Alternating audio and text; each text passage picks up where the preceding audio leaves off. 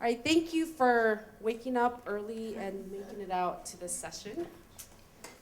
My name is Sangyeon Choi-Morrow, and I am a community organizer with Asian American Institute in Chicago.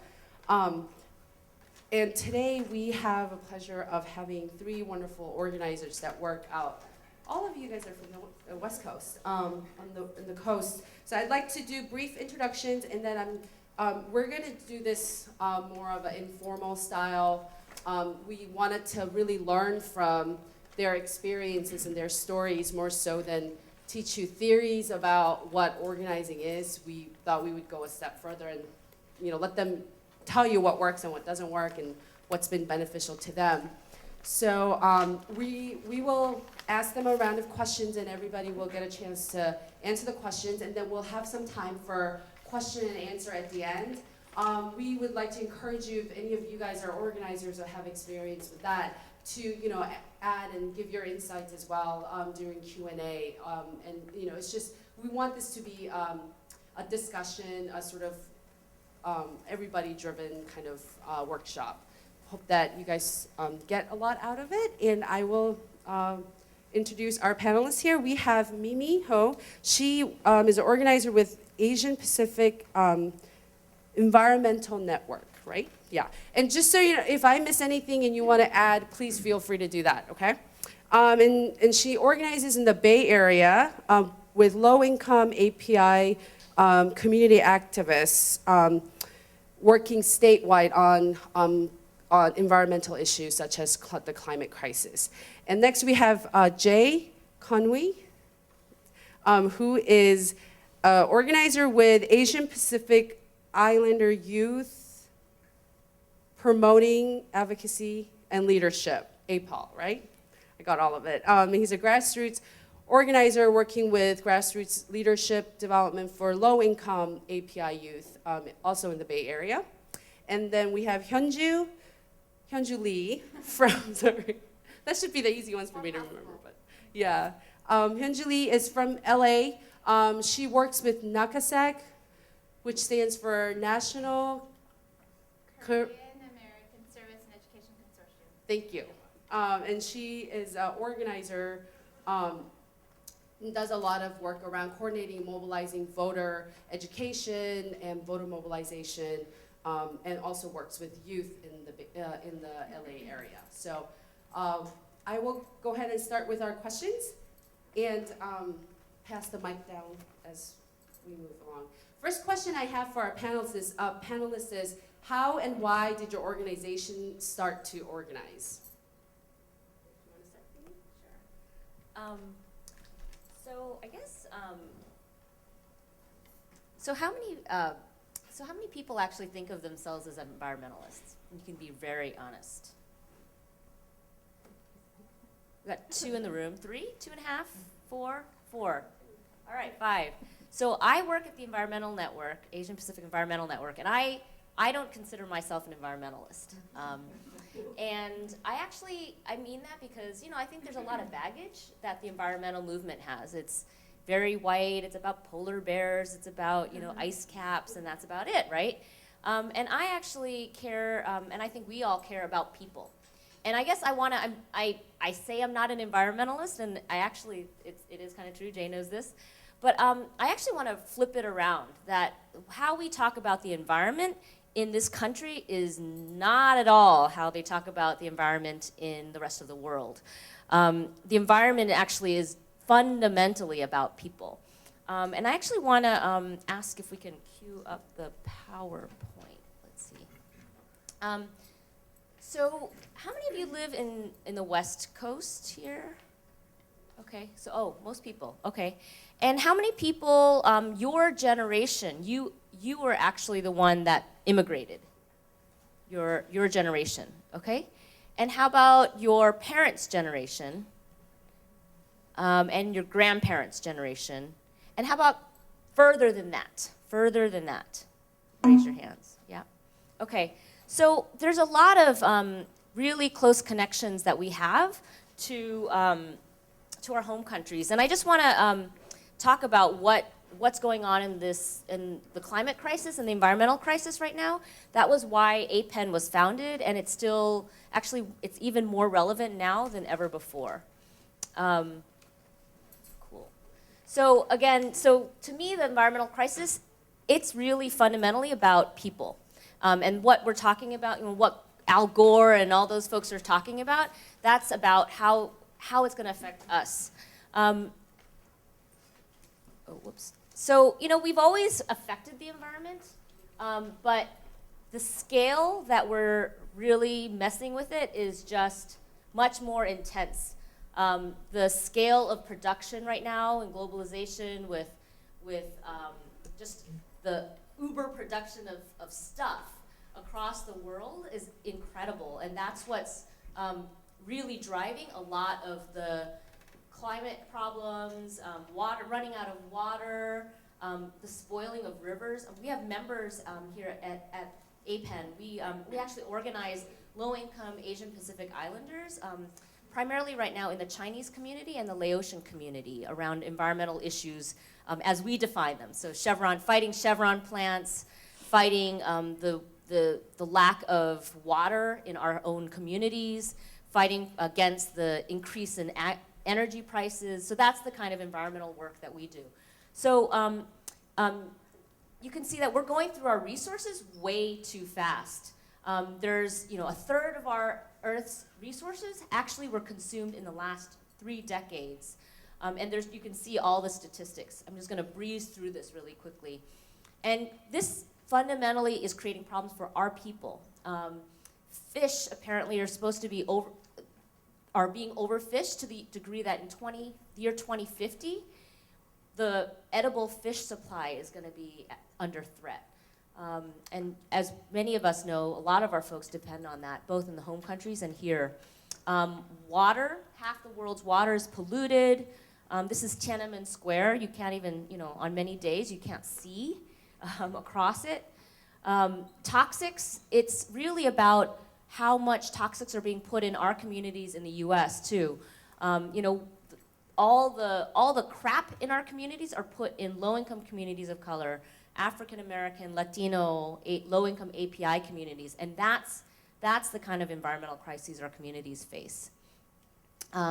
Food prices are going to go up. The cost of transportation, the cost of food, the land is getting used up, and costs are going to go way up for our folks. I mean, already our members are telling about how they're rationing rice. Like rice is just getting too expensive. And with global warming, it's not just, you know, the polar caps. We're going to have droughts, and the irony is that there's both droughts and massive flooding. There's cities across the U.S. City planners, they're planning for this. They're looking at the levels of water.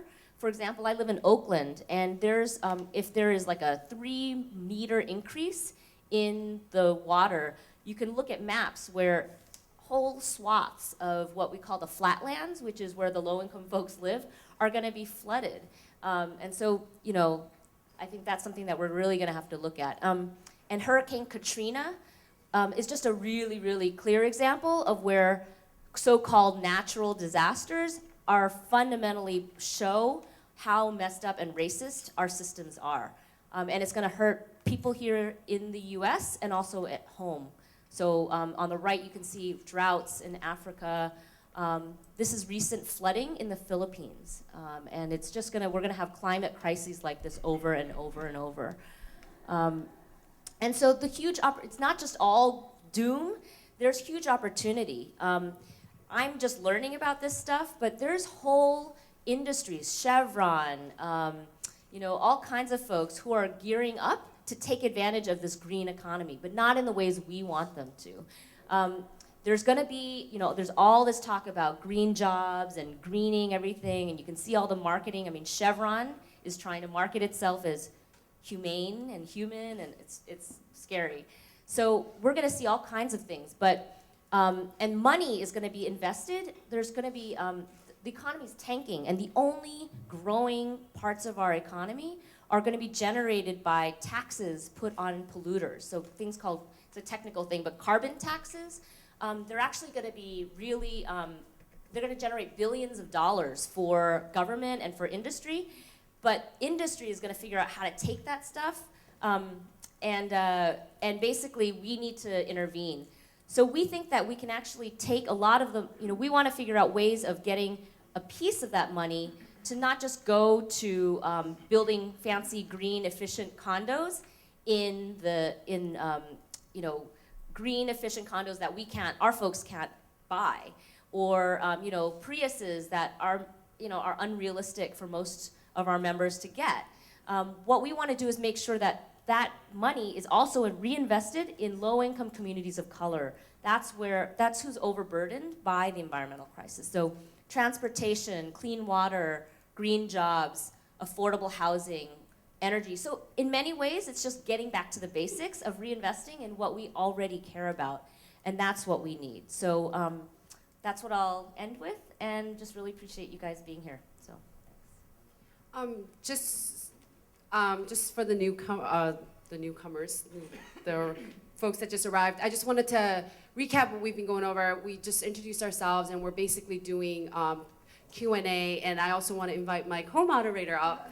She had a little mishap with the bus coming in today, so why don't I let you introduce yourself and then reread the first question, and then Jay and Hyunju will answer them. Great. Y'all are okay with me without a mic? I got it. Oh, dang it. Yeah, I feel really awkward with a mic. Yeah, my name is Lisa. I work at the Asian Law Caucus.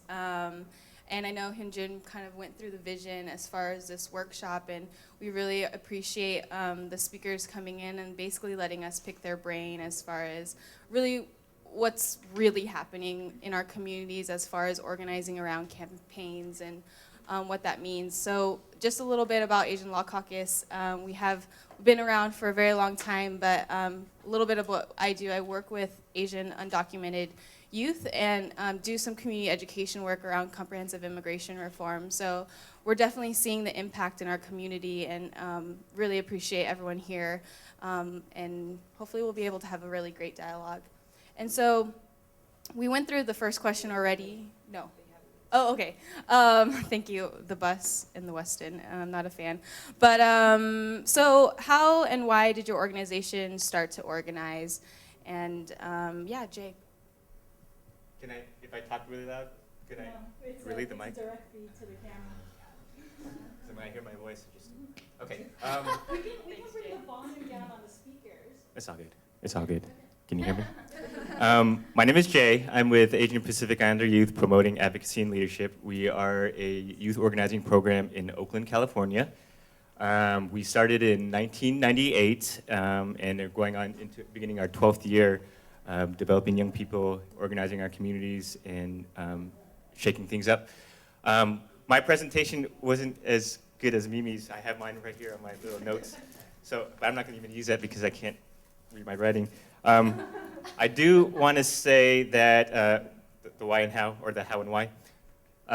We started in 1998 because in the late 90s, in the early 2000s, there were a lot of these multiracial youth organizing programs that were popping up in the San Francisco Bay Area. If I do it like this, is it audible? Yeah, it's audible. Okay. If we turn down the speakers, it's not going to affect our feed. Okay. If you want us to do that. Okay. So we started in 1998 because in the 1990s, late 1990s and early 2000s, there was this proliferation of all these youth organizing programs, multiracial youth organizing programs. But the constituencies and the leaders of those movements were primarily African American and Latino, which is good. We're very happy about that. The challenge with these multiracial organizations were that there was no significant API voice in those multiracial formations. And even if there were young people, young APIs in those groups, the challenge was that the voices of those young people were not actually being heard, and they were actually even being overshadowed. And as all of you know, there's the misconception that young Asian Pacific Islanders aren't gangsters, they're not on drugs, they don't do good in school. Like, all our young people, at least in Oakland, were facing significant conditions of poverty, lack of resources in their schools, no community support, basically marginalized. And when you have this notion of APIs being successful, then all these young people who don't have those resources are left under the cracks. So we started in 1998, and we began organizing specifically, well, actually all folks, but we have specific targeted communities in the Chinese community, Vietnamese, Cambodian, Mien, Samoan, Tongan, Korean. We actually are not working with Korean youth anymore because they're no longer in Oakland. They've migrated outside of the city, and Filipino youth. Just because we are API-led, it doesn't mean actually we focus on API issues. We actually work on issues that improve the quality of life of young people in their community. So even though we just want API folks to be at the forefront of the struggle, to be in partnership with other youth organizers, other African American groups and Latino groups to make a systemic change for all our communities. I have a short little video that would happen. There was a racial profiling by the Alameda Police Department. It was the neighboring city next to Oakland, who were racial profiling the Mien community, and it was crazy. And I can explain a little bit more. I'm not going to go into detail about this specific action, but it was a traumatizing experience for all our staff and young people, and we didn't like it, and so we took action. It's going to take a while to load up.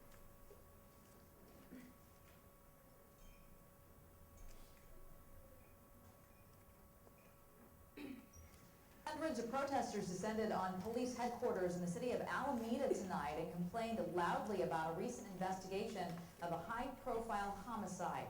The crowd accused officers of racial profiling during an overly aggressive pursuit of justice. KTVU's Amber Lee is in Alameda with a live report. Amber. Julie, angry and frustrated. That's how the family and advocates for the two teenage boys initially arrested in this case described their emotions. Asian youth, say APD, tell the truth, don't profile our Asian youth. 300 people, mostly teenagers of Southeast Asian descent, took part in the noisy protest in front of Alameda Police Headquarters. They accused officers of racial profiling as they looked for a group of 6 Asian boys suspected of involvement in the killing of 15-year-old Iko Bayarsakan on Halloween night. We want to make sure that our community is not targeted, that these practices by the Alameda Police Department don't continue. The protesters say they empathize with Iko's family, but that police, in their quest to bring the girl's killer to justice, cannot be allowed to forego fair treatment. We would hope that the police conduct the investigation with integrity and respect the communities, and not to just round up children just because they may look a certain way or they may be associated with certain groups of people. May Seychow says her 16-year-old cousin was one of 2 boys initially arrested in the case, but soon released. Never was he involved or affiliated with this murder or the person that committed it. Police now admit the 2 boys are not involved in the crime, but officers say they had good reason to make the arrests, adding that the 2 boys are suspected of an unrelated felony. We had specific information that they were at the crime scene from independent eyewitnesses. We acted on probable cause that was overseen by the district attorney's office and the court. One of the boys, a 16-year-old, was arrested at home 6 days after the killing. Relatives say police also detained the boys' 4 siblings without their parents' knowledge because the parents were at work at the time. The family says negative publicity caused the boy's mother to lose her job. The police have not apologized to our family. The DA has not apologized to our family at all. You would like that? I would appreciate that, yes. Is there a need for an apology? I don't think there is, because we followed the letter of the law. We followed the leads that we had. There were a few people who attended today's rally in support of Alameda Police. This is a peaceful demonstration. Advocates for the families of the 2 boys initially arrested are scheduled to meet with Alameda Police tomorrow. They want police to implement a no racial profiling policy and to discipline the officers involved in the arrest of the 2 boys. Reporting live in Alameda, Amber Lee, KTVU, Channel 2 News.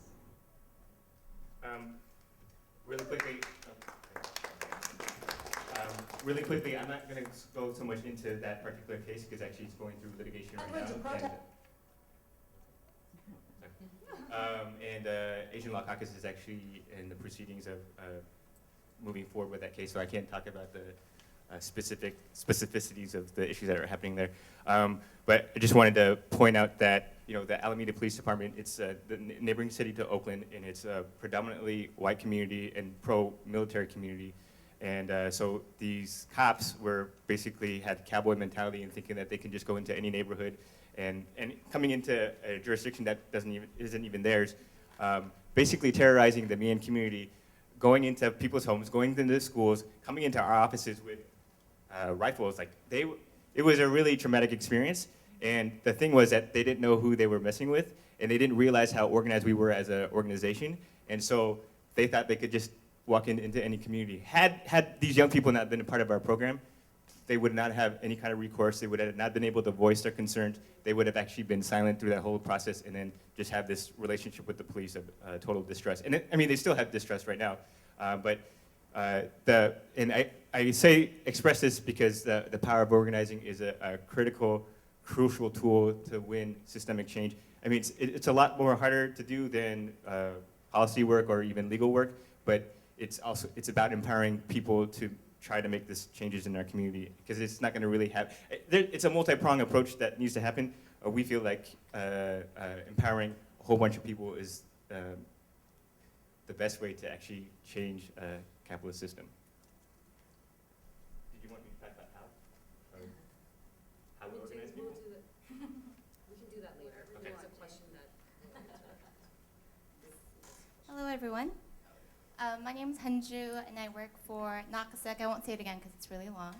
But about how and why we were formed in 1994 by local community centers as a reaction to the political climate then, which is still relevant today. We had the 1992 Los Angeles riots. We had the anti-immigrant legislation coming out of Congress that began with Prop 187 here in California. And we also had a lot of social welfare challenges and attacks to people of color, working families, and immigrant communities. And so looking at the situation, Korean Americans realized that without a way to unite and organize and build a united voice that would stand up for our rights, we would not make any headway into less alone legislation, but even local issues. And so in 1994, we formed NACOSEC, which is a national consortium of local centers. And currently we have our national office here in Los Angeles and a DC office that opened last year. And our work on the national level, and I'll talk about a little bit about that later, is rooted in our grassroots community organizing done through our centers in Chicago and Los Angeles. And for us, when we say progressive, building a progressive voice for social justice, it's really through our model of organizing that includes community education and outreach and organizing on the local level, which is uplifted to the national platform through policy campaigns and advocacy campaigns. And the challenges that we faced in the 90s, we still face today. We still have an American public that does not understand the immigrant story. We saw how the debate for healthcare reform, really, the first group that were to be swept aside were the immigrants, talking about immigrant inclusion in the healthcare reform debate. And so for us, when we look at our work today, it continues to be very relevant. Our model of organizing and our mission to build a progressive voice.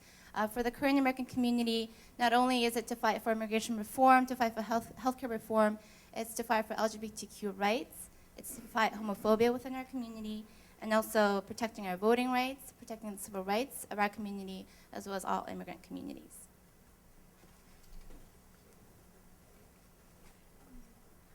The second question we want to ask our panelists is, if you could choose one successful and one challenging campaign and tell us what you learned from the experiences in 5 minutes. Or less.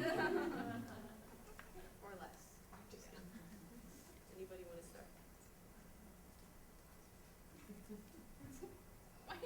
Okay, I'll start. We actually just won this most recent victory in April or May 2009. It was a 3-year campaign and increasing city revenue for children and youth violence prevention programs, job training, and youth employment. And we started in 2006, and how we framed the debate was that there was a lot of violence happening in Oakland at the time, and I think in 2006 we had the highest, one of our highest murder rates in the past 10 years in 2006. and it was a lot of it was African American, Latino young people being killed. A lot of gang activity that was happening at the time too. But that didn't mean that API youth were not impacted by the level of violence. And it wasn't just about the murder rate, it was also just the increase in violent crimes that were happening in all of Oakland.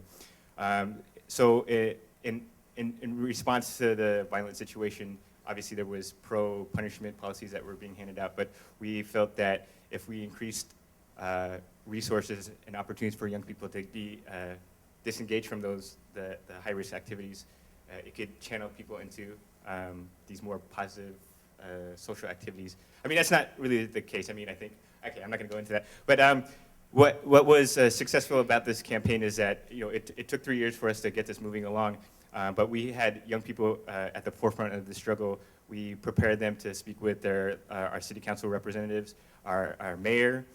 We held community block parties in the neighborhoods. We had several press conferences. We did surveys to get a poll of what young people think is a problem and the solution for the crime in the city. We presented all this information to the city council. The city council is obviously pro-business, not pro-people, and they were like, hell no. And then we had a supposedly progressive mayor coming in too, and but this mayor was just really out of touch and just didn't know what was going on, and he was, you know, he came from the federal government, so I think managing a city is a little bit different than managing a state or whatever he does in the federal level. I don't know what federal people do. But anyways, so we weren't able to pressure these folks to vote on behalf of young people, so we actually took it into the streets and did a ballot initiative in the November 2008 elections. We won that ballot initiative, but the city council, and at that time, Barack Obama came in, and then we also had the financial crisis coming in, and then all of a sudden, this money didn't make sense because it was looking like it was going to bankrupt the city. And with the with the language of the measure, it was going to bankrupt the city, so we actually did a compromise. As an organization, we were kind of split on whether or not to go with this compromise or just leave the measure as it was. The compromise deal was set, but we didn't vote on it, and so, and again, this is the power of organizing, because we were at every city council meeting, every subcommittee meeting. We were pressuring the city council members that they need to make a right decision on behalf of young people. They called on us to say, if you guys don't sign on to the compromise, we're not going to actually do a compromise, and we're going to actively campaign against Measure O altogether. So it was a choice between eliminating the initiative that we put on the ballot or compromising to reduce the percentage increase of funds for these programs. And so I don't say this to brag about APAL's impact. I say it mostly to say that people get pressured when you have an active community that's demanding change for their city and for their community and their lives. And so that was one successful campaign. Quick, horrible campaign that we worked on, and I can do it in 3 seconds because it was so horrible. We tried to shut down the California Youth Authority, and this was a statewide challenge, and we're an Oakland-based community organizing program. We didn't work in coalition with anybody. We were going against the most powerful union in the state of California, which is the Police Officers Prison Association, or is that what they called? And they were, they are thugs with guns and money. So it was just a really tough situation. We only worked on that campaign for a year, so it was really sloppy. We didn't do enough research. So everything is about research, working in coalition with people, building your base, developing the leadership of your constituents to run those campaigns, and having persistence on the campaign issue.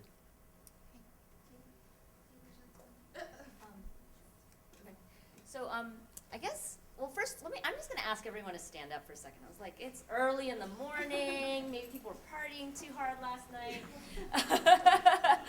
How many people actually know the Farm Workers class? Oh, would you mind? Yeah? All right, so we're just going to wake ourselves up here for a second. And we're going to, what it is start slow, and then we're going to end fast, and kind of get everyone awake again, okay? Ready? So slow.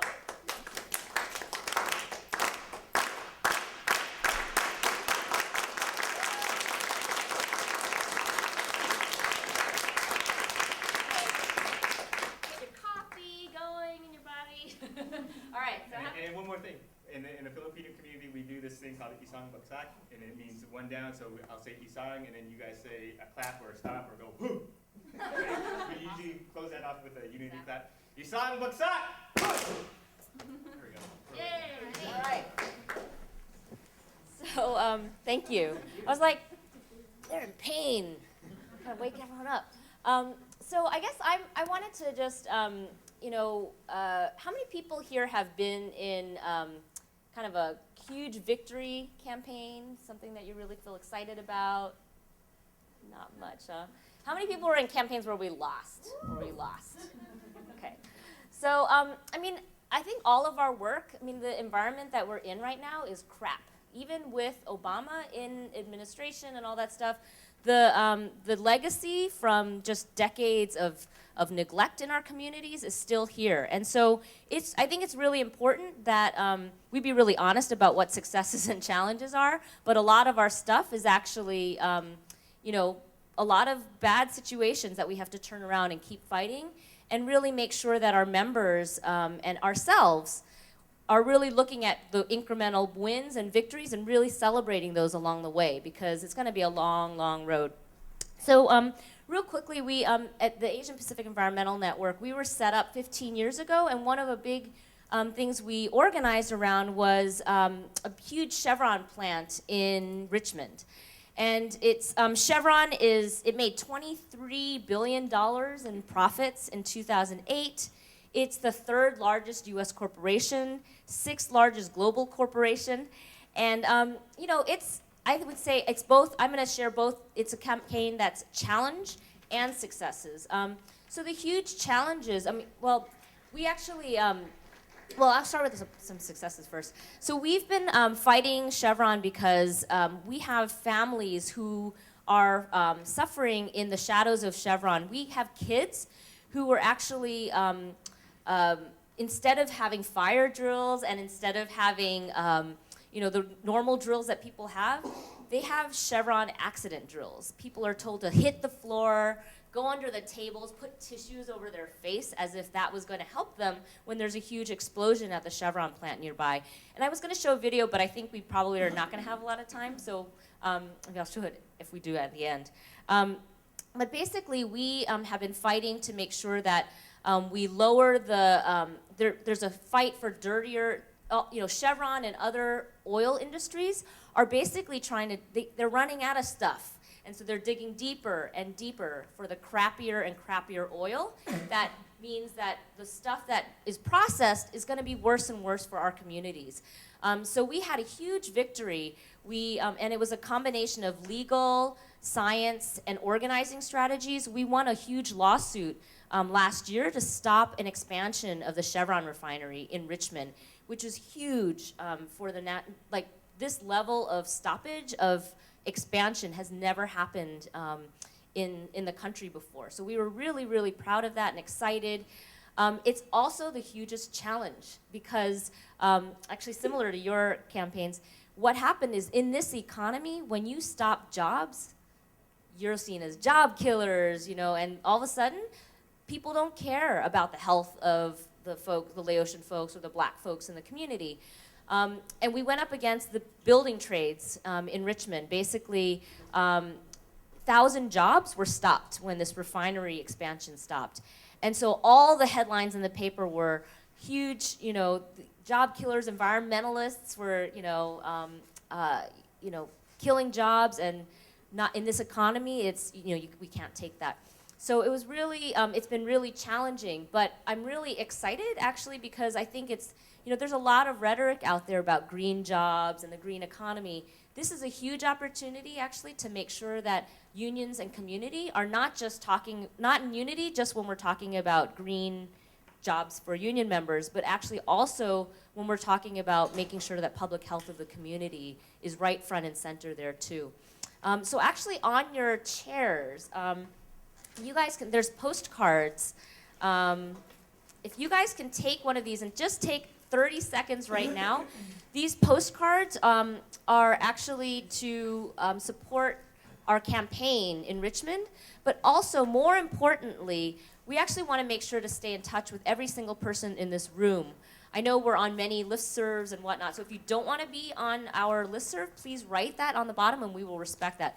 But what we want to do is actually build a state and national consciousness around this, because the crap that we're facing in Richmond and that each of you are fighting in your own cities is the same stuff that we're fighting all across the country. So if you can take a second, fill that out. We will collect them and we'll keep in touch with you and make sure that I'll talk more later on today, other things campaigns that we're doing that we want to stay in touch with you on. And before you leave, if you could make sure to hand this to me, that would be great. So thanks. Thank you. So successful and challenging campaign. Before I go into the successful, I think some questions for us to consider is, when we begin a project or campaign, we want to ask, how can we expand the movement? How do we recruit new people that are normally not who we normally recruit? Right. So new people from within our community, new sectors, new groups. And how do we bring a new twist to it? So that has to do with messaging and innovation and use of media. One successful campaign that we did recently, so March 2009 was the statewide children's health insurance program was up for renewal. President Bush had vetoed it prior. And we wanted to, NACASEC and our affiliates, Korean Resource Center in Los Angeles, Korean American Resource and Culture Center in Chicago, as part of a national coalition called Health Rights Organizing Project, not only wanted to renew SCHIP, but wanted to lift the 5-year bar that limited access to legal immigrant children and pregnant mothers. Whereas before, they had to wait 5 years to become eligible for SCHIP and Medicaid. Now, how do we do this? We not only did grassroots community education, visiting Congress members on the local and DC level. We gathered 8,000 petitions, and we did a lot of community meetings and forums to educate.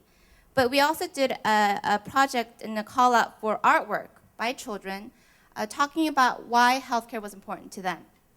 And we gathered over 400 art pieces from throughout the US. And what we did was we organized 2 art exhibits during Inauguration Week in Capitol Hill that featured some of these artwork. And we flew in children who won, the artists, or the children artists, or the artist children, from different states such as Texas, California, and North Carolina. And they were there, and they basically stood next to Senator Majority Leader Harry Reid, Senator Jay Rockefeller, and talked about why SCHIP was important to them.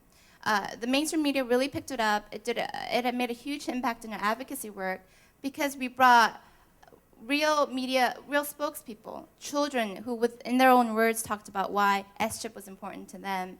And President Obama on February 4th signed SCHIP into law, renewing it, and we were there at the signing. And so that is an example of how we can pair organizing with policy, because sometimes I think policy folks, we say, are not rooted in community, have no idea, they're in Capitol Hill, very detached from community.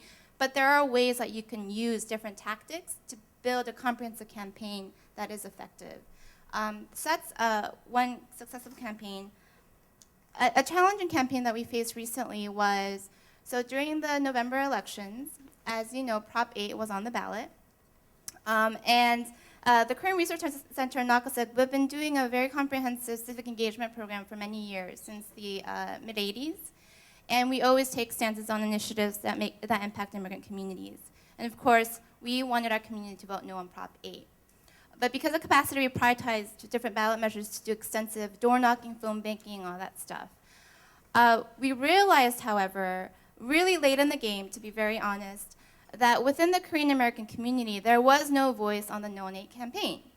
Nobody within our community in language was having an effective message to stand up for same-sex marriage, to stand up for LGBTQ rights.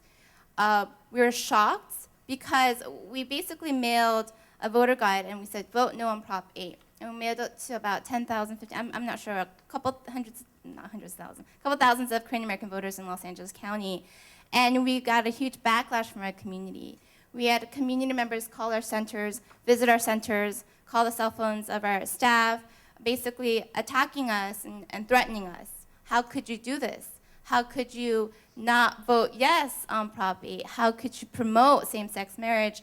And it was a real, not only kind of traumatizing for our staff, but it was a reality check.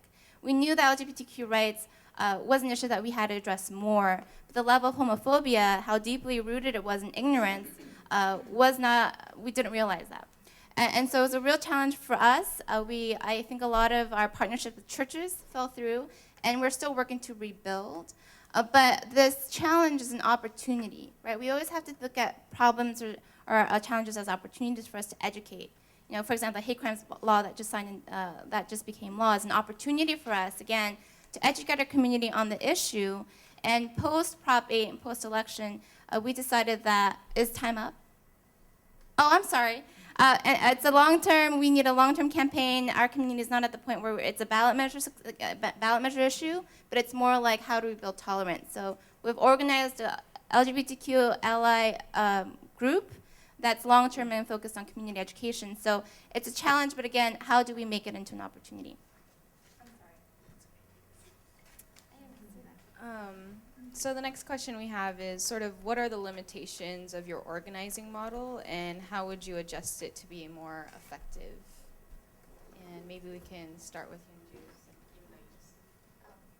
I'll really look at you this time. I haven't even looked at, I think, selective viewing. Challenges to our, I think less of the challenges to our model is challenges of organizing immigrant communities, challenges of organizing Asian American Pacific Islander communities, is that, you know, we're high and limited in English, we're foreign born, we don't have the cultural competency perhaps to understand the process of how to even get civically engaged. You know, immigration status is a challenge as well. So if we look at the Korean American community, we have the highest uninsured rate, we're low income, 1 out of 5 are undocumented, 71% are foreign born, over 40% are linguistically isolated. So as you all know, working in nonprofits, working to organize, working to educate, working to build that voice, a challenge that we face is how do you do that when you have barriers to language? How do you do that when there's a mistrust? How do you do that when in their original country, they were told that the government was not there as a partner to the work? And so for us, I think not only is it in terms of capacity, always having to translate materials, always having to add extra time for that language need, but it's also how do you build a voice when they're so used to saying they have no voice? And I think within the US, the model minority myth is true. And sometimes with the work that we do on immigration reform, it's a challenge because we're sometimes the only API face in the table on the national level. And Latino folks kind of look at us like, oh, and then when we share our story, like, oh, we get it. And so it's a challenge, but not only from my allies in different immigrant communities, but from within our community. When we organize AB 540 students as well, undocumented students who are amazing leaders on the forefront for the DREAM campaign, forefront for comprehensive immigration reform, and a challenge that we face is that because within our community, that communications is not there in terms of my need as an immigrant. Being undocumented is a stigma. And so even for them to reach out and ask for help is one thing, but to organize them effectively in media and policy and advocacy campaigns is another challenge. So I think it takes longer. It takes longer for us to build that trust. But for us, it is really step by step and development. And for me, it's not always the end product, but the process.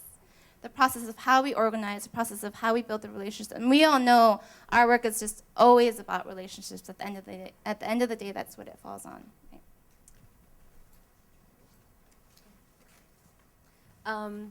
So I guess, you know, for us, I mean, I think the language thing really resonates too.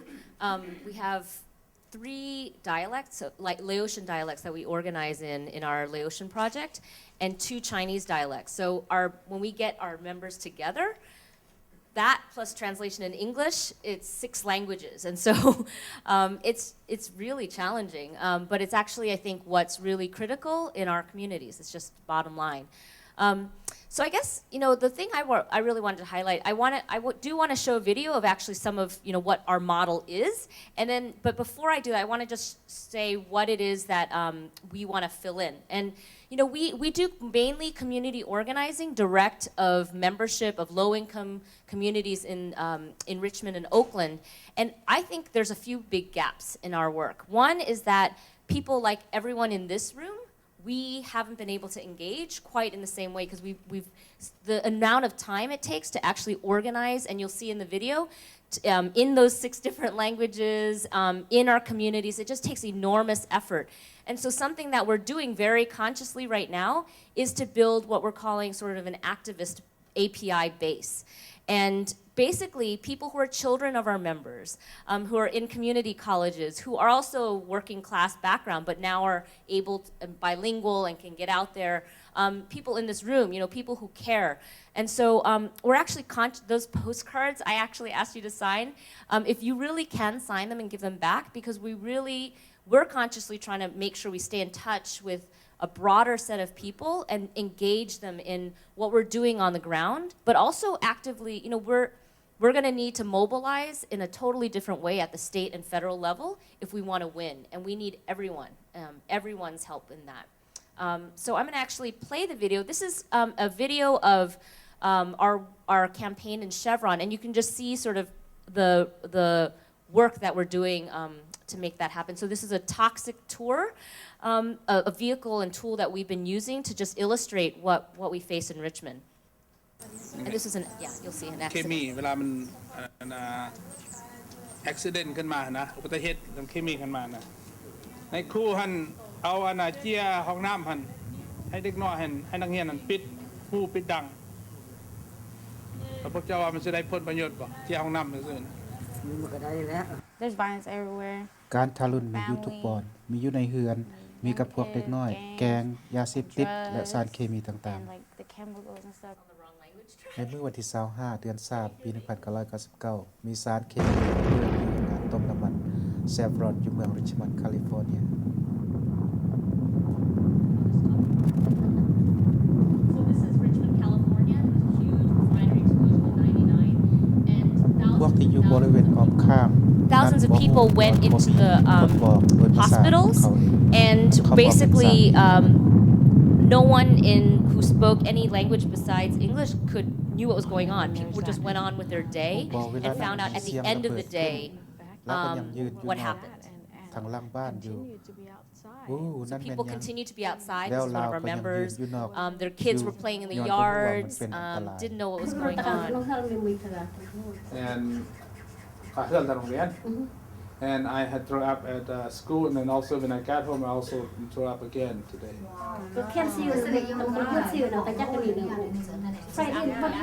Community meetings She said that to last talk about what time happened. when the last explosion last time in March or whatever was that, and she had the same problem that she had thrown up almost all day. มีหลายคนถึกวินเมาเป็นตุ่มและหันใจยากจากการหันใจเอาสารเคมีเข้าในตัว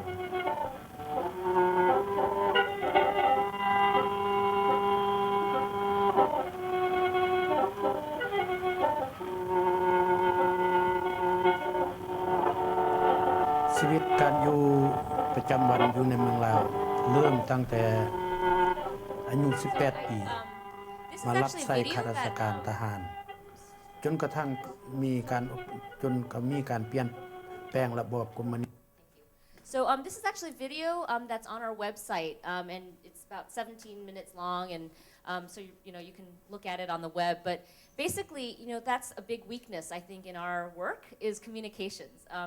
We do all this stuff. Jay, I know that all of us are doing a lot of work in the neighborhoods, but I would say that communications and policy actually are huge gaps for community organizing groups. And so the ability to actually communicate our work, this happened to be a video that someone volunteered to help us put together.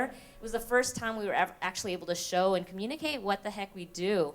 And it's been a really powerful tool, not only externally to communicate to people like yourselves, but also internally, because like I said before, we have so many barriers. People in the community come from places where you don't have civic participation, where you are, when you participate, you're squashed, right? And you're killed and, all that stuff. And so these videos have been really important to make sure that we tell our own story to our own community and embolden them to step up and talk and share their story. So communications, policy, those are really big gaps. And so, something that we're actually going to be doing also with those postcards, and I'm going to actually ask So everyone who has them signed, if you could pass it back to me. But if you haven't, go ahead and fill that out. Because we're actually trying to really increase our ability to do communications through the web and media and alternative medias, because that's a tool I think that we as community organizers have not used at all. We're kind of old school. I am old school. I have a clipboard, I have a postcard, but we actually need to integrate those other ways of communicating with each other. So that's. One of the main challenges with our organizing model is that we tend to run campaigns that are actually reactive. So we're responding to a crisis versus actually pushing forward a progressive, proactive agenda. So, with the Alameda situation, we were responding to the racial profiling of the police. To the Measure 00, we were responding to the situation of violence. Even though our campaign initiative was proactive, it was still in response to something. And so we want to, as an organization, we're trying to set the course of what we think is the right agenda for young people living in the city of Oakland, and also for their families too. We're actually we're addressing some of our reactive campaign initiatives by actually just focusing on education, because since 1998 we've been, there's a theory of organizing, it's the Sal Alinsky model of organizing, where your young people or your constituents identify issues that they care about and then they run the campaigns. We think that it's good and it gives people a sense of power and leadership, but there's nothing that's connecting the dots of these struggles. So and just to tell you, we've worked on the Illegal Immigration Reform and Immigrant Responsibility Act, the 1996 IRA legislation that basically deported undocumented citizens. It was a draconian immigration policy. We worked on immigration, we worked on juvenile justice issues by shutting down the California Youth Authority, we worked on after-school programming, we worked on education issues. And so we had all this gamut of things that, in the end, we couldn't really measure our wins because they were all in different sectors of the movement. And not only that, we were developing relationships with all these allies, and all of a sudden, we're here with these allies today, but then we're gone tomorrow because we're jumping ship to a new campaign. And actually, right now, we were working with APEN to help us figure out what kind of organizational direction to go into.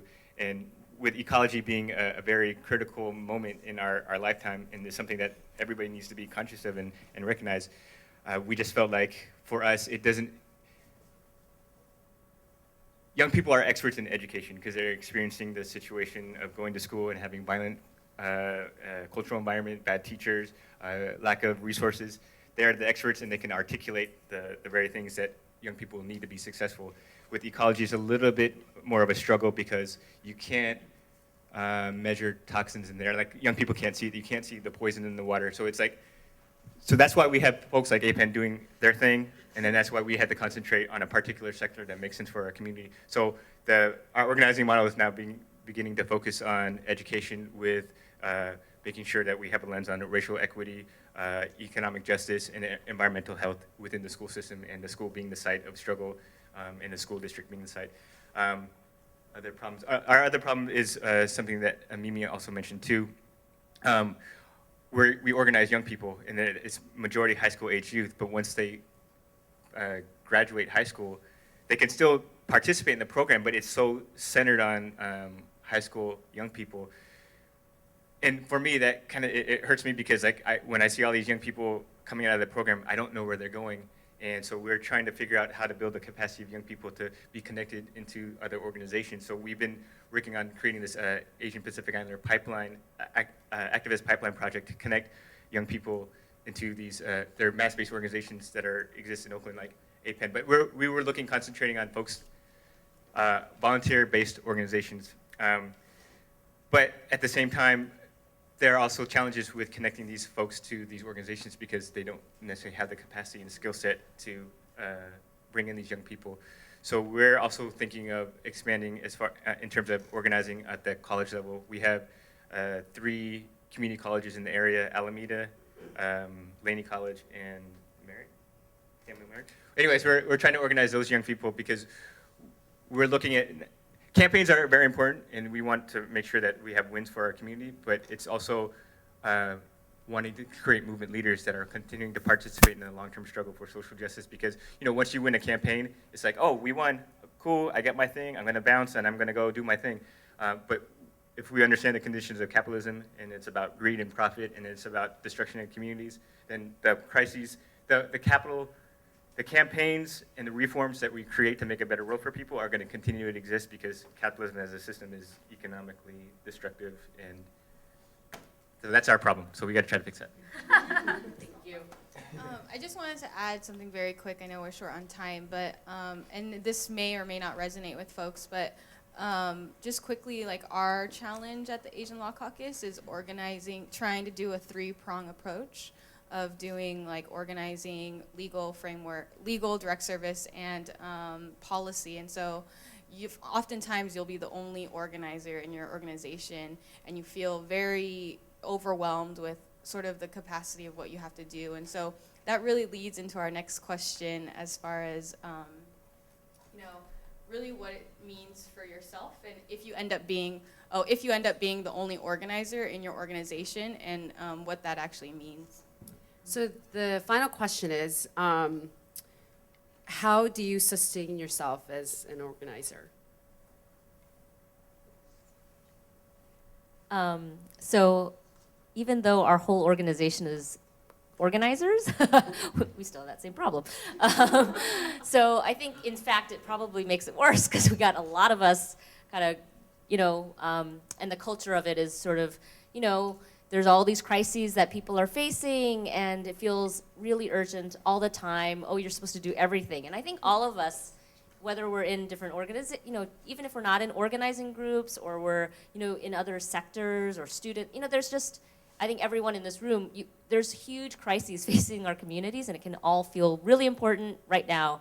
So I guess a couple of things, like organizationally and personally, that I think is really important to do is it's all important, but it's important for us to pick something that drives us, that our groups or we ourselves feel passionately about. So, the question of do we take on this issue or education or the environment? Actually, I think in the end, it doesn't matter. I think if it's something that your members and you are driven by, that's what in the end matters, because that will generate energy. If you're doing something you don't feel passionate about, or that your community there is no community investment in, then it's gonna be really hard to drag people to your meetings. There's a science to organizing and you can do the numbers and you can get people there, but if there's no passion and it's just not the right fit, it doesn't have a spark in the community. And the other way around, if there's excitement and that's there in the community or that you have, go with it. And I think that's something that that we're, as an organization, and I as a person, am trying to do more and more of, is like, it's just picking one thing, carrying it through, and really doing it well. And for me, I guess, just a couple quick things. I actually, I think a lot of us in this room and who do this work and who do social change work really are driven by people. And I know for me, things like this, where we get to share what's going on, and maybe hopefully hear more from you guys what you're doing, it actually really energizes and invigorates me. And to be able to know and hear from other people, like, okay, I'm dealing with the same crap in my campaign or same challenges, is really, really helpful. So I think spaces and taking advantage of spaces to really share best practices and challenges really, really helps. And then finally, I just, I guess just like taking time and slowing down. Just, for me, having a kid actually in the last couple of years was actually one of the most invigorating things. That, just like makes it very clear what your priorities are. And so I've just been having a really good time with that, and really reminds me of why I do this work, and the kind of community that I want her to have, I think really keeps me going. So. I'll address it organizationally and also personally. On an organizational level, we have tremendous burnout, and people burn out by the first month when they start the job. and it's just really ridiculous because I mean, not only do you have to have the critical analysis of understanding how campaigns work, but you got to constantly build the relationships with young people. You got to constantly deal with all the crises that they bring into the workspace, and then you got to deal with your own personal mental health. So it's a really tough job, and it's actually not really sustainable. But we're committed to making change in the world, and so we're fueled by that passion of, you know, we want all people to have a safe place to live, have a good education, have a good job, be safe, have good food. So with those values, we're committed to continuing the struggle. Organizationally, we built into our program, we call it quarterly kick-its. So all the staff get together 3 or 4 times a year, and it's just no work. We're not talking about anything other than just hanging out. We do socials with our members as well, and then have them enjoy. We try to make it fun. What else do we do? We start off our morning meetings with a check-in just to see how folks are doing. And once a month, we actually do a more debrief check-in, just to, you know, let people detox from their daily workload and crises that they are experiencing on a daily basis. And you know, for me, it's all about making jokes. And if I can make people laugh, because it's very serious work. We're up against a big regime that's constantly destroying our communities. If we can have fun and I can make people laugh, then I feel like I'm doing my job in making everybody feel like they have a house outside of their personal homes to come to and enjoy doing the work that they do. On a personal level, I have 2 kids too, and it's really hard to manage being a dad, and I'm also a single father, so it's even triply hard to be a dad and then also run an organization. And then also I do volunteer organizing as well for another organization that we started. So I don't know what I'm doing. But the thing is, I started cultivating my own spiritual practice by my meditating. I'm not Buddhist, but I like the Buddhist principles of trying to be mindful and having respect for you and myself and everybody in this room, and for even, you know, well, no, I don't have respect for capitalists, but I'm trying to cultivate compassion for people, but mostly for folks that are oppressed and marginalized. I also exercise a lot, and I run, and I used to just pretend that I exercise and run because I was going to be running from the police, but I really run to cultivate when you run, you have these endorphins that are generated, and it gives you this like fun, fuzzy feelings. So those are all the different things. But you have to figure out what works best for you and then begin just to cultivate and practice it, and then it becomes like brushing your teeth. Because if you don't do it, then you're going to burn out, and then you're going to quit the movement, and then we're going to miss you, and then we're not going to be able to make change. Wow. I don't know how to follow that. That was great. I think communications is key. Oh, you work hard for a great cause, but yeah, you're going to get tired. And so for me, it's always how do you create the atmosphere within the workplace, and really building that team. And personally, I can do the work because I enjoy my colleagues so much, like Nicole. And so really and we all each have a responsibility and opportunity to create that. So, and communicating with your colleagues and being very honest with them, that helps. And I think the balance is key. Balance between work and personal life. It's funny, this question is much more like therapy. I don't feel at all that I can give any suggestions, but I guess recommendation and learning to say no to sometimes, and also guard your weekends, and you know yourself most. And I think within the nonprofit sector and with organizers, it's the irony that we're the first to sacrifice ourselves while we are part of the community as well. And organizationally, we sometimes lose focus. We're so about community, but staff, it's a separate group. And so we have the responsibility to keep that in mind for ourselves, but also our organization and for our colleagues. And when you see them slipping a little, you remind them a bit too, like go home, or no, I'll do this. And so working really as a team, and that's how you can go through it. And also, I have 2 dogs. That helps a lot. Thank you so much, panelists. That was really great. No, we have about 15 minutes or so. 20 minutes? Oh, we're doing good on time. We would like to open it up to you guys for questions. Oh, somebody's already thought of something. Okay, so let's try and keep our questions to about a minute. If you want to reflect, we'll give you a couple minutes just so like we can get a lot of interactions going, okay? Please introduce yourself and then ask the question. Good morning. My name is Vanessa Vela Lovelace, and I'm with Public Allies Los Angeles.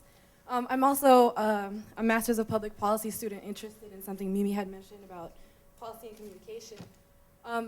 Working in the nonprofit for a very long time and having had, I guess, a pipeline of my own to try to build my personal leadership, I'm really interested in how do you, and I've got notes, how do you actually build, or how do you start the ethical enrollment of young people into this work, into the movement actually?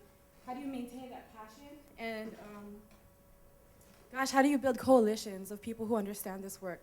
Because I feel like, sustainability is more the key, and smart growth is kind of the deal as we get older and have kids. Thank you. Youth and coalitions.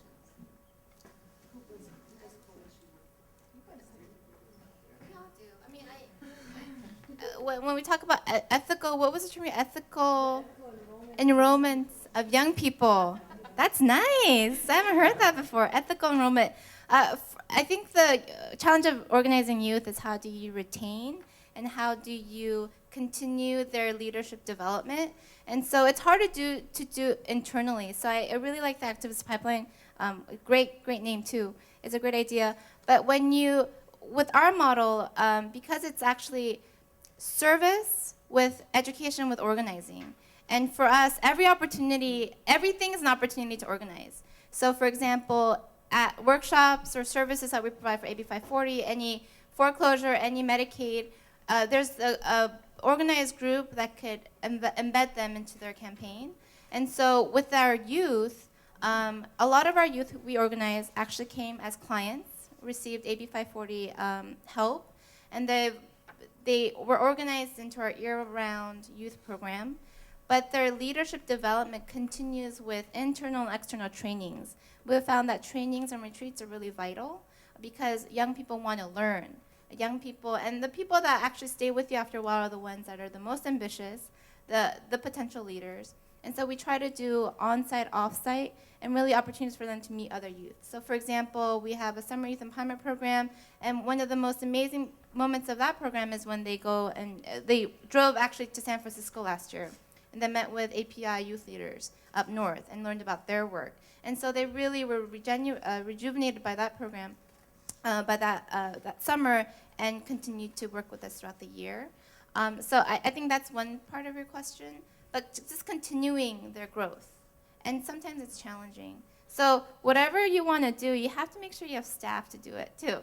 You know what I mean? Like we want to do so many things, and we really need it with organizing. You can't effectively organize half-time. You can't effectively organize with one person. You need a team. If they're volunteers, you need at least 5 to really say you're effectively organizing. Because if not, it's going to last maybe one season or one cycle, and that's not a movement, right? Ethical enrollment. I'm not sure what that means. I got like a 700 on my SAT scores, so I don't know.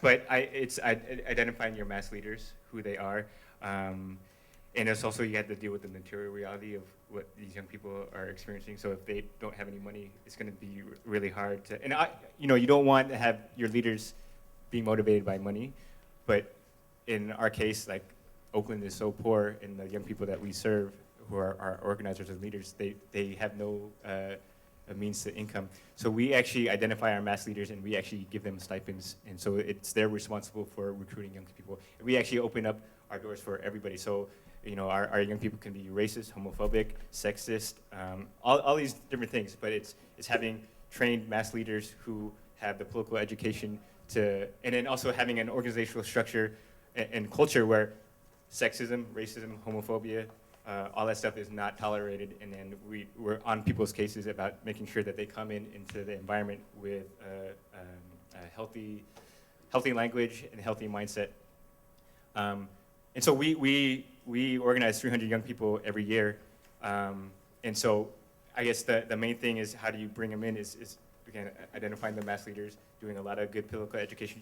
You mentioned a summer empowerment program. We do a 6-week intensive political education and leadership development program during the summer where they learn about all the different kinds of issues and their role in society, and you know, we address how everyone's identity around race, sex, class are impacted in political economy and capitalism, and to continue to help them be inspired. I mean, you let them see what the conditions are and see what their struggle is, and that's the motivating force. Like, oh man, I shouldn't be being jumped into school or in my neighborhood. You're using their articulation of the world as a vehicle to sharpen their analysis and give them some substance to want to fight back. And then those will be the young people who recruit more young people into your organization. So, I mean, you can do only so much, but it's your relationship to the young people and the relationship of young people to other young people that are going to bring young people into your organization. And then the other question was about sustainability and coalition building. Coalition building sucks, and I mean, you have, not all the time, you have to have a common purpose.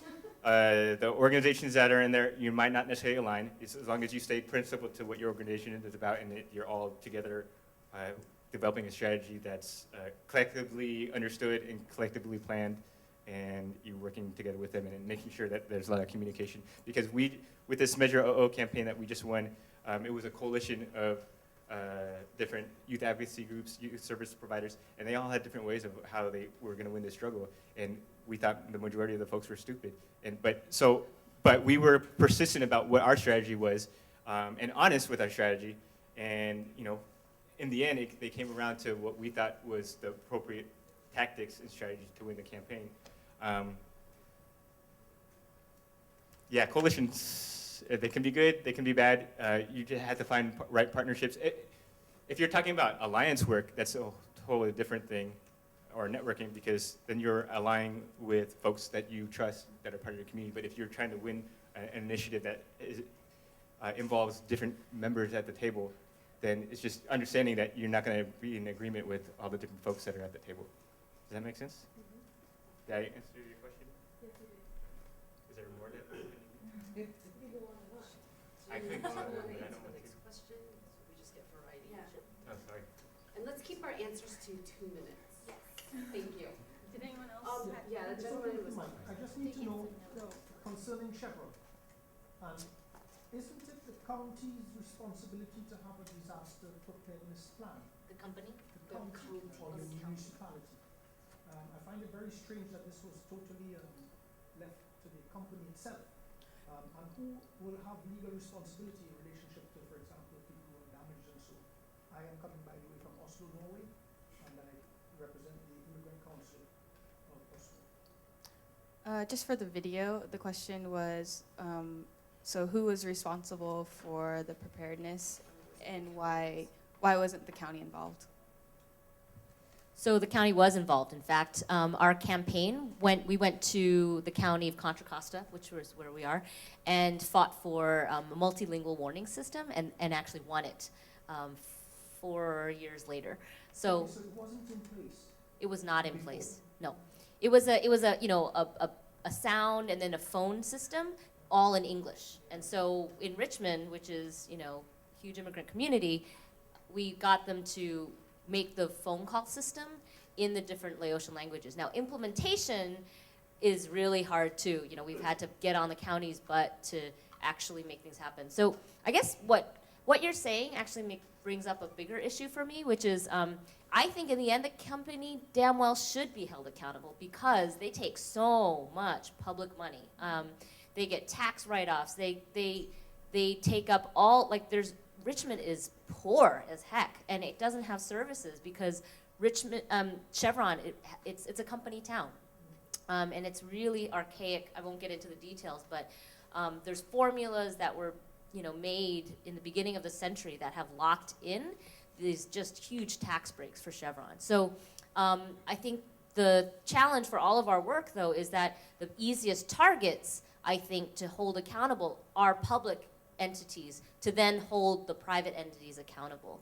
So yeah, we definitely, in the expansion of Chevron, we've had a few strategies recently. So after we stopped the expansion of Chevron, we were engaged in direct negotiations, and we very quickly realized Chevron deals with thousands, hundreds, millions, just lawsuits. They have so many lawsuits. They have whole armies of lawyers that just deal with lawsuits. We weren't going to get anywhere. So we really realized, okay, going directly to the company will only get you so far. It's really about going after the public entities. So.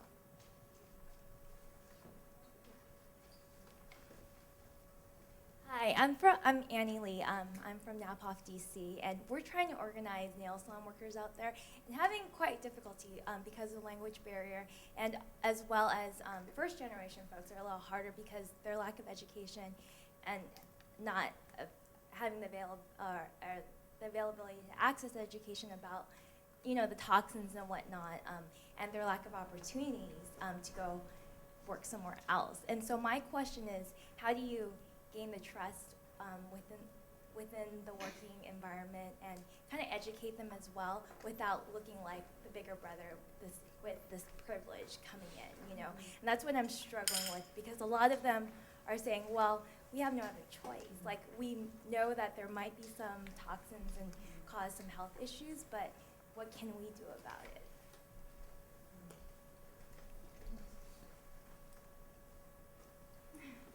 Well, can I have some background? Sure.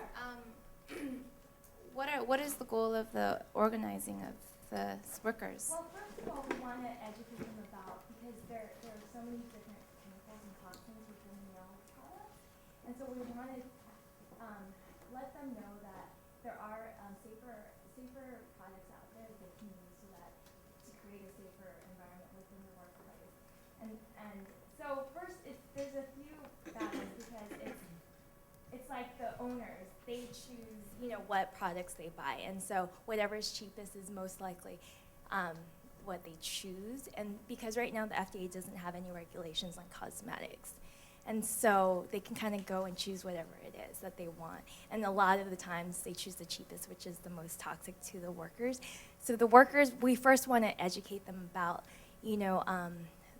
and warn them about what can happen to them and the cause and effect of the products that they're using. Sorry.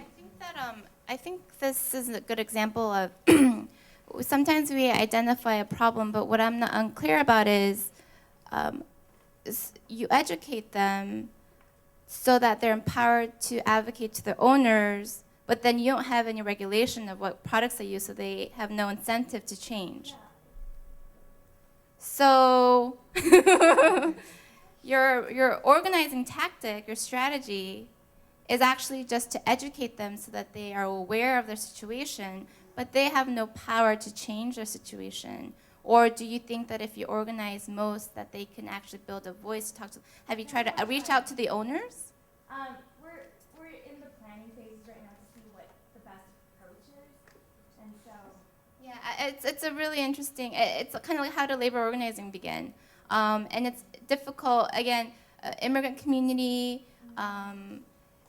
I don't know what the numbers are in terms of the workforce within the nail salon business. How do you advocate for policy change on the federal level? Are they undocumented workers as well? Are they in danger? There's just so many questions. So I personally can't say how do you organize nail salon workers in DC to effectively advocate for their health, because I think there's so many details, and I'm sure you guys have thought it out and done the research, but I think knowing all those, where all of that lies. I guess my main underlying question is, how do you gain the trust of the people you're working with from an outsider's point of view? I'm coming in, I don't really know them as well in their community as well, but how do you tell them that you're here to help, hear them out and protect their livelihood, or help them with bettering their work environment? Right. So just a little background, Asian Law Caucus has a nail salon project, and so maybe we can connect afterwards and as far as that part. But, you know, doing labor organizing before Asian Law Caucus, you know, it is difficult to gain the trust of the workers, and you all can talk about sort of gaining the trust of your youth. But it's really going to have to be very humbling experience for yourself as an organizer, and recognize that you're going in with lots of privileges, especially with your language access. And so, you know, a lot of times when I met with workers before, it was first just over coffee or, you know, over a lunch break. And that's how you have to start. And don't go in with, did you know that all these toxins and blah, blah, blah, blah. It's like, wait, so how are you? What is your name? What's going on with your day? And so, I mean, that's just like very basic, you know, relationship building that you have to have before you start talking about these really intense issues within the community that they're facing. And, you know, they're gonna see you as coming in as with a lot of privilege and a lot of like knowledge that they don't have access to. And so, I mean, that's how, you know, we've started. And I don't know if you all want to add, or it was just having coffee and going in. And, you know, I think Lynn, who does our nail salon, she has beautiful nails every single day, because that's what she does. She just goes in and gets her nails done and strikes up a conversation with them. And fortunately, she speaks Vietnamese, and because a lot of the workers are Vietnamese. But that's sort of how that relationship gets built, and then she starts talking about those issues. To just inform them. Yeah, to inform them, and then maybe you can plug them in when you and I can talk about like these national policies that are actually going to be happening within the state level and hopefully nationally. Hopefully that answered your question. If you want to wrap up. Oh, okay. So there's another organization called Asian Communities for Reproductive Justice. They're also doing a nail salon campaign in Oakland as well. Wait, All right, sorry, we're like coming to a close of our time, and we want to respect everybody's time.